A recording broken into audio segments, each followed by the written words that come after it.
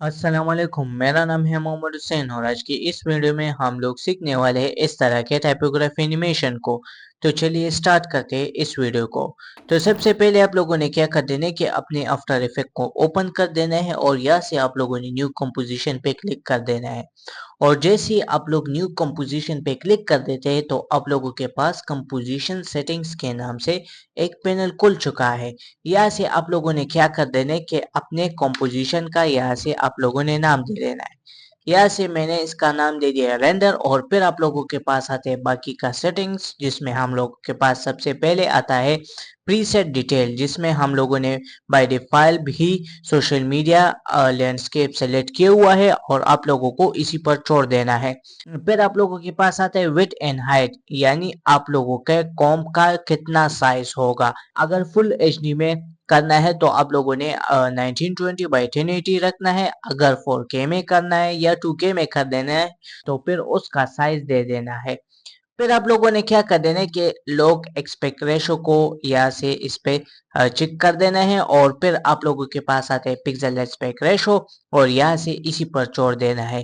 फिर आप लोगों के पास आते हैं फ्रेम रेट, यानी कितने फ्रेम रेट पर आप अपना एनिमेशन टाइपोग्राफी हो, लोगो एनिमेशन हो, जो भी हो वो करना चाहते हैं तो यहाँ से अपना फ्रेम रेट यहाँ से भी सेलेक्ट कर सकते हो और यहाँ से टाइप भी कर सकते हो। फिर आप लोगों के पास आते हैं प्लेबैक की रेजोल्यूशन, यानी आप लोग अगर अपना टाइपोग्राफी एनिमेशन बनाएंगे और इसको प्लेबैक के रेजोल्यूशन में देखेंगे तो इसको देखने के लिए इसके रेजोल्यूशन को आप लोग फुल कर सकते हो, तो आप लोगों को वो एनिमेशन की प्रीव्यू फुल में शो होगा। अगर इससे कम करना चाहे तो कम भी कर सकते हो, ये इसलिए होता है अगर सिस्टम स्लो हो तो इसको कम भी कर सकते हो।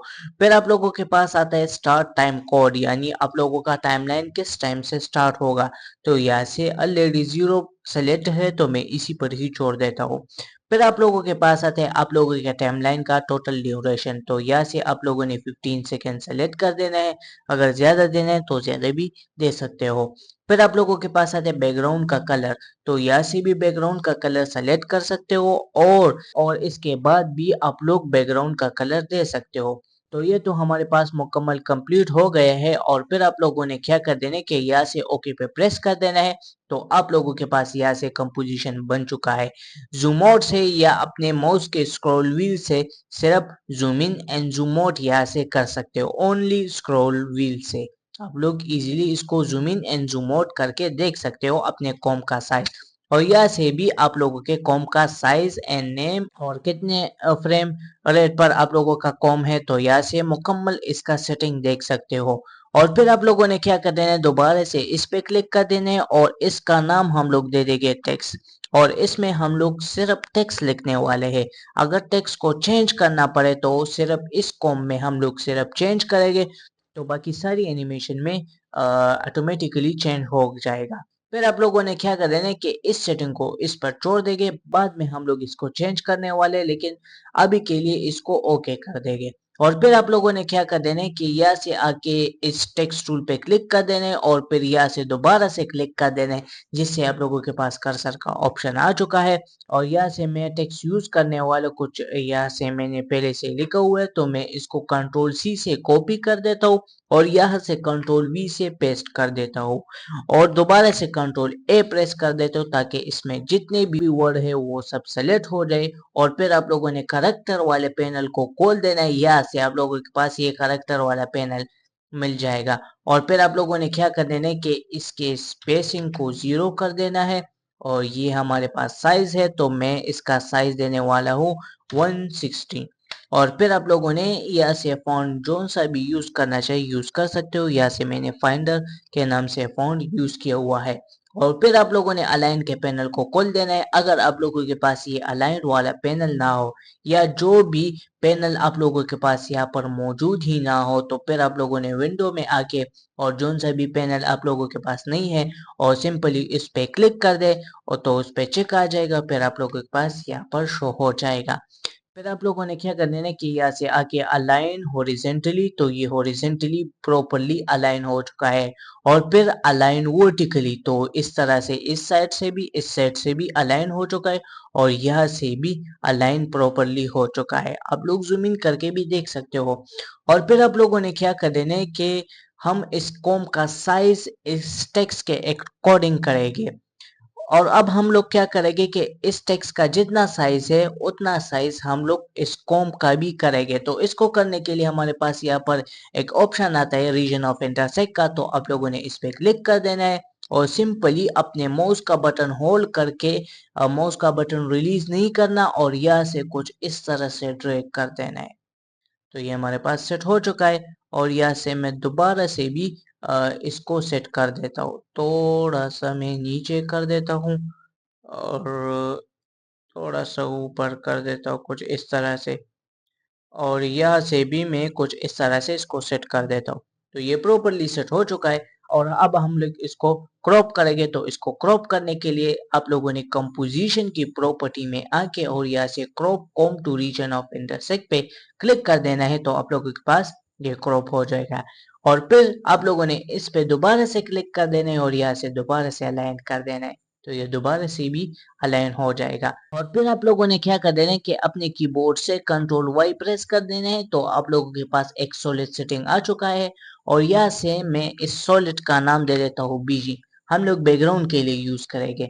और इसको ओके कर देता हूँ, इसको नीचे ड्रॉप कर देता हूँ, दोबारा से कंट्रोल स्पेस बार दबा देता हूँ।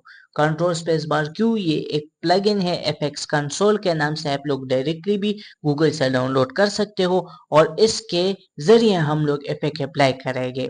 ये एक आसानी के लिए है।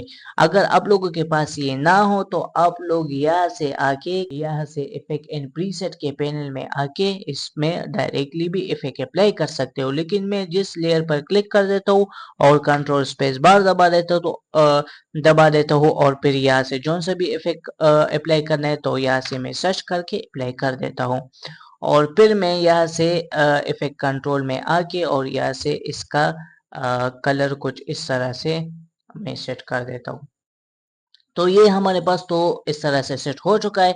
अब आप लोगों ने प्रोजेक्ट वाले पैनल में आके और यहाँ से इस पे डबल क्लिक कर देना है और यहाँ से मैं एक पैटर्न यूज करने वाला हूँ। यहाँ से आप लोग डायरेक्टली गूगल से डाउनलोड कर सकते हो, फ्री पिक वगैरह से आप लोग डाउनलोड कर सकते हो।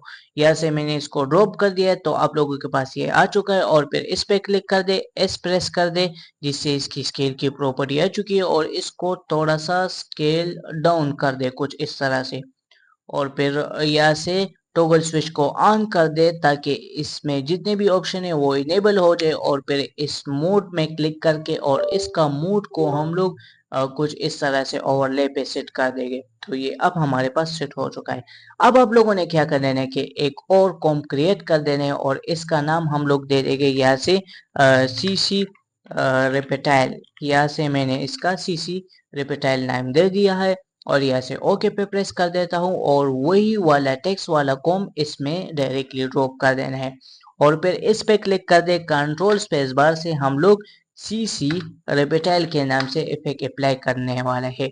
यहाँ से मैंने इफेक्ट अप्लाई कर दिया है, इफेक्ट कंट्रोल्स में आके और यहाँ से रेपेटाइल वाले एक्सपेंड राइट वाले साइड को एक्सपेंड कर देना है। हम लोगों ने यहाँ से 1000 कर दिया और फिर इसको मैं डायरेक्टली कॉपी करके और इस लेफ्ट वाले साइड पर भी अप्लाई कर देता हूँ कुछ इस तरह से। और फिर आप लोगों ने क्या कर देना है कि इस पे क्लिक करके पी दबा देना है और यहाँ से आप लोगों ने क्या कर देना है कि इस की फ्रेम को एक्टिव कर देना है। तो आप लोगों के पास स्टार्ट में की फ्रेम आ चुका है और यहाँ से आप लोगों ने एंड में आके और यहाँ से कुछ इस तरह से इसको ड्रैग कर देना है। यहाँ से हम लोगों ने ड्रैग कर दिया है। फिर आप लोगों ने प्रोजेक्ट वाले पैनल में आके और फिर इस पे दोबारा से क्लिक कर देना है और यहाँ से मैं इसका नाम दे देता हूँ रिपीट टेक्स्ट। यहाँ से मैंने इसका नाम दे दिया है रिपीट टेक्स्ट। और फिर आप लोगों ने क्या कर देना है, ओके पे प्रेस कर देना है। तो आप लोगों के पास ये कॉम आ चुका है। अब आप लोगों ने क्या कर देना है कि इस सीसी रिपीटाइल वाले कॉम को इसमें ड्रॉप कर देना है रिपीट वाले टेक्स्ट में। और यहाँ से आप लोगों ने क्या कर देना है कि इसको रोटेट कर देना है। इसको रोटेट करने से पहले आप लोगों ने इसको 3D में कन्वर्ट कर देना है। तो 3D में कन्वर्ट करने के लिए इस पे डायरेक्टली क्लिक कर दे और फिर R प्रेस कर दे और यहाँ से आप लोगों ने क्या कर देना है कि यहाँ से आप लोग रोटेशन इसके चेंज कर सकते हो। यहाँ से मैं जी रोटेशन देने वाला हूँ, यहाँ से माइनस, और यहाँ से हम लोग वाई रोटेशन को कुछ इस तरह से B90 दे देंगे। तो ये बिल्कुल स्ट्रेट आ चुका है। अब आप लोगों ने क्या कर देना है कि यहाँ से अगर ये वाला टूल यूज करना चाहे तो ऑब्जेक्ट सिलेक्शन टूल, तो ये भी यूज कर सकते हो। आप अपना ऑब्जेक्ट कुछ इस तरह से रोटेट करके देख सकते हो। लेकिन ये हमारे पास इस पे सेट है। तो अब आप लोगों ने क्या कर देना है कि एक और कॉपी ले लेना है यहाँ से कंट्रोल डी से, और फिर आर प्रेस कर देना है, और यहाँ से मैं ये भी जीरो कर देता हूँ और ये भी मैं जीरो कर देता हूँ कुछ इस तरह से। ये दरअसल इसी पर छोड़ देता हूँ। और यहाँ से आप लोगों ने क्या कर देना है कि सिलेक्शन वाले टूल पे क्लिक कर देने और यहाँ से इस एरो की से इसको कुछ इस तरह से ड्रॉप कर देना है। जूम इन करके आप लोग इसको कुछ इस तरह से देख सकते हो। यहाँ से कंट्रोल जेड, और यहाँ से आप लोग जूम इन करके कुछ इस तरह से देख सकते हो। तो ये अब हमारे पास कुछ इस तरह से सेट हो चुका है। और अब आप लोगों ने क्या कर देना है कि इस पे क्लिक कर दे और दोबारा से कंट्रोल डी से कॉपी ले ले, और आप लोगों ने इसको दोबारा से अ, इस साइड पे ड्रॉप कर देना है। जूम इन कर दे और यहाँ से आप लोगों ने क्या कर देना है कि इसको कुछ इस तरह से सेट कर दे। तो ये तो हमारे पास इस तरह से सेट हो चुका है। अब आप लोगों ने इस ऑब्जेक्ट सिलेक्शन टूल पे क्लिक कर देना है और यहाँ से इसको थोड़ा सा रोटेट कर देंगे कुछ इस तरह से, या इसी तरह से। तो ये तो हमारे पास इस तरह से सेट हो चुका है। अब क्या कर देते कि इसको थोड़ा सा मैं रोटेट करके देखता हूँ कि कैसा है। यहाँ से भी चेक कर सकते हो, और यहाँ से जूम इन कर देता हूँ। और अब आप लोगों ने क्या कर देना कि इस पे क्लिक कर दे और इस पे मैं इफेक्ट अप्लाई करने वाला हूँ टेंट के नाम से। यहाँ से टेंट के नाम से मैंने इफेक्ट अप्लाई कर दिए और इसको स्वैप कर दे, और दरअसल ये आ, इस वाले पे अप्लाई हो गया, और इसको दोबारा से स्वैप कर देता हूँ कुछ इस तरह से। और अब आप लोगों ने क्या कर देना है कि इस वाले में भी ये अप्लाई कर देना है। तो मैं यहाँ से डायरेक्टली इस पे क्लिक कर देता हूँ। पहले मैं इसको जूम आउट करके देखता हूँ और यहाँ से इसको कुछ इस तरह से अब सेट कर देता हूँ। तो ये तो इस तरह से सेट हो चुका है। अब इस पे क्लिक कर देता हूँ तो ये है हमारे पास ये लेयर। इस पे अप्लाई कर देता हूँ कंट्रोल स्पेस बार से। इस पे क्लिक कर दे, कंट्रोल स्पेस बार दबा दे, और यहाँ से मैं इस पे इफेक्ट अप्लाई करने वाला हूँ टेंट के नाम से। और यहाँ से इस पे क्लिक कर दे और यहाँ से आप लोगों ने इसको कुछ इस तरह से रोटेट करके देखते हैं। एक और कॉपी हम लोग लेंगे इसकी। तो मैं इस पे क्लिक कर देता हूँ और मैं इस वाले लेयर पर, ये वाला लेयर है हमारे पास, और इस पे क्लिक कर देता हूँ और कंट्रोल डी से इसकी कॉपी ले लेता हूँ और यहाँ से इसको कुछ इस तरह से सेट कर देता हूँ। यहाँ से इसको मैं रोटेट करके कुछ इस तरह से देखता हूँ। यहाँ से मैं और दोबारा से इस पे क्लिक कर देता हूँ और अब मैं देखता हूँ। तो ये अब हमारे पास सेट हो चुका है। अब आप लोगों ने क्या कर लेना है कि इस एक एक पर शेडो अप्लाई कर देना है। शेडो अप्लाई करने के लिए इस पे क्लिक कर दे। पहले तो इसको फुल फिट कर दे, इसको कुछ इस तरह से, ताकि ये आपको शो हो जाए। यहाँ से मैं इसको इस तरह से कर देता हूँ और इस पे क्लिक कर देता हूँ कंट्रोल स्पेस बार से। यहाँ से मैं ड्रॉप शेडो अप्लाई कर देता हूँ कुछ इस तरह से। यहाँ से ये कौन से वाले लेयर है तो मैं इसको कट कर देता हूँ फर्स्ट। और कौन सा ये वाला लेयर है, ये वाला लेयर है हमारे पास, इस पे फर्स्ट अप्लाई कर देता हूँ यहाँ से। और यहाँ से मैं इसका डिस्टेंस थोड़ा सा ज़्यादा कर देता हूँ। और यहाँ से इसका एंगल है, और मैं देखता हूँ कि ये कौन सा वाले लेयर पर अप्लाई है। यहाँ से इस पर भी नहीं है, इस पे भी नहीं है। यहाँ से सेटिंग से सेट नहीं है तो मैं सेटिंग से ओपेसिटी ज़्यादा करना है ज़्यादा कर सकते हो, और डिस्टेंस ज़्यादा करना है यहाँ से डिस्टेंस वगैरह कुछ इस तरह से सेट कर सकते हो। और मैं शेडो को इस तरह से ये लेयर चेक कर देता हूँ कि ये इस लेयर पर है लेकिन शो नहीं हो रहा। तो मैं एंगल ये हमारे पास आ चुका है। यहाँ से मैं इसको इस तरफ से अप्लाई कर देता हूँ, इस तरफ से।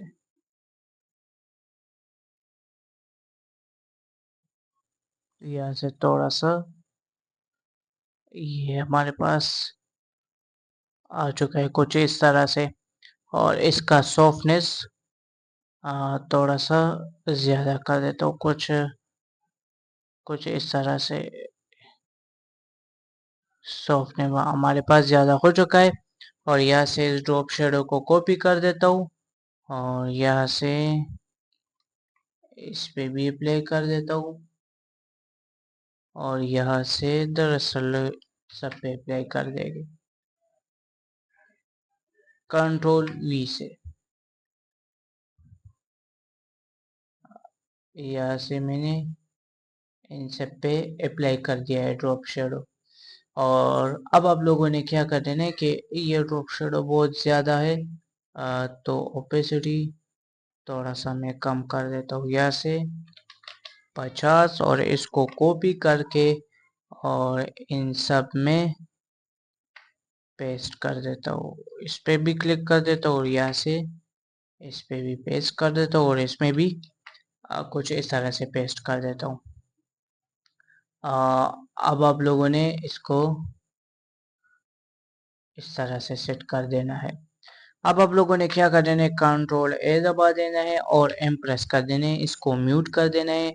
और फिर आप लोगों ने क्या कर देना है कि यहाँ से राइट क्लिक कर देना है। राइट क्लिक करके यहाँ से न्यू पे आके और यहाँ से नल ऑब्जेक्ट पे क्लिक कर देना है। और इस नल ऑब्जेक्ट के इनका पॉइंट को यहाँ से इस पे कंट्रोल से डबल क्लिक कर दे तो ये सेंटर पे आ चुका है। और इसको 3D में कन्वर्ट कर दे, और फिर इन सब पे क्लिक कर दे और इसको कुछ इस तरह से इस लाइन को ड्रैग कर दे ताकि ये इसका पेरेंट बन जाए। और फिर इस पे क्लिक कर दे और प्रेस कर दे, और यहाँ से इसको रोटेशन दे सकते हो। यहाँ से मैं इस तरफ से रोटेशन दे देता हूँ, इस पे क्लिक कर देता हूँ और यहाँ से लास्ट में आके इसको 1 राउंड दे देता हूँ, यहाँ से 1 राउंड। और फिर दोबारा से रेंडर में आके प्रोजेक्ट के पैनल में आके और यहाँ से इस रिपीट टेक्स्ट को इसमें ड्रॉप कर देंगे कुछ इस तरह से। और यहाँ से कंट्रोल स्पेस बार से सीसी स्पेयर्स का नाम से इस पे इफेक्ट अप्लाई कर देना है। तो ये हमारे पास कुछ इस तरह से आ चुका है। अब इसका रेडियस थोड़ा सा ज़्यादा कर देने कुछ इस तरह से। और यहाँ से आप लोगों ने क्या कर देना है कि लाइटिंग को इस तरह से सेट कर देना है, इसकी लाइटिंग सेट कर दी और इंटेंसिटी कुछ इस तरह से हम लोगों ने इसकी ज़्यादा कर दी है। और अब आप लोगों ने क्या करना है कि कोलैप्स को ऑन कर दे और फिर आर प्रेस कर दे, यहाँ से इस पे क्लिक कर दे और आर प्रेस करके इसकी रोटेशन की प्रॉपर्टी आ चुकी है। और इसको थोड़ा सा इस तरह से रोटेट कर दे। अब इसको देख सकते हो इस तरह से, इसको ऑटो कर देता हूँ और फिर इसको देख देता हूँ। तो ये अब हमारे पास कुछ इस तरह से आ चुका है। अगर थोड़ा सा और रोटेट करना है तो और भी कुछ इस तरह से रोटेट कर सकते हो। मैं इस पे क्लिक कर देता हूँ, कंट्रोल डी से इसकी कॉपी ले लेता हूँ और फिर पी प्रेस कर देता हूँ और यहाँ से इसको कुछ इस तरह से मूव कर देता हूँ। कुछ इस तरह से मैंने इसको मूव कर दिया है और फिर एस प्रेस कर देता हूँ और यहाँ से इसको स्केल डाउन वगैरह कर सकते हो। फिर यहाँ से दोबारा से इस पे क्लिक कर देता हूँ, कंट्रोल डी प्रेस कर देता हूँ और पोजीशन की प्रॉपर्टी को ओपन कर देता हूँ और इसको इस तरफ से कुछ इस तरह से मूव कर देता हूँ यहाँ से और फिर एस प्रेस कर दे और यहाँ से इसको स्केल अप कुछ इस तरह से कर सकते हो और आर प्रेस कर दे और रोटेशन की प्रॉपर्टी भी इसकी कुछ इस तरह से सेट कर सकते हो और यहाँ से इसको कुछ इस तरह से देख सकते हो। अगर और कॉपी ले लेना है, अगर और कॉपी लेना है तो और भी कॉपी इसकी ले सकते हो। यहाँ से इसको सेट वगैरह कर देता हूँ, थोड़ा सा स्केल डाउन वगैरह। यहाँ से पोजीशन सेट कर देना है, पोजीशन सेट करना है तो पोजीशन यहाँ से सेट कर सकते हो और यहाँ से पे रोटेशन है, रोटेशन भी को सेट कर सकते हो। इस प्रेस कर देना है और यहाँ से स्केल डाउन थोड़ा सा कर देना है और फिर इस वाले साइड को इस प्रेस कर देना है और यहाँ से इसको भी कुछ इस तरह से सेट कर देना है और यहाँ से फिट कर देना है और इसको कुछ इस तरह से चेक कर देना है।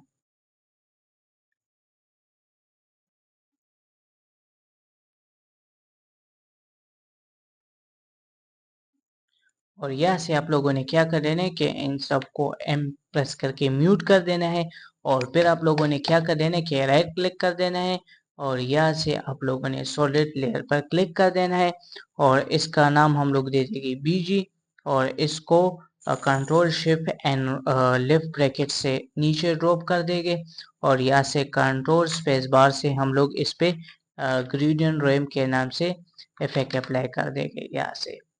और यहाँ से आप लोगों ने क्या कर देना है कि इस नीचे वाले को इस तरह से हल्का सा ग्रे कर देना है और इसको रैम स्कैटरिंग को थोड़ा सा बढ़ा देना है और यहाँ से थोड़ा सा मैं डार्क कर देता हूँ, इसको थोड़ा सा डार्क में कर दिया है मैंने इसको।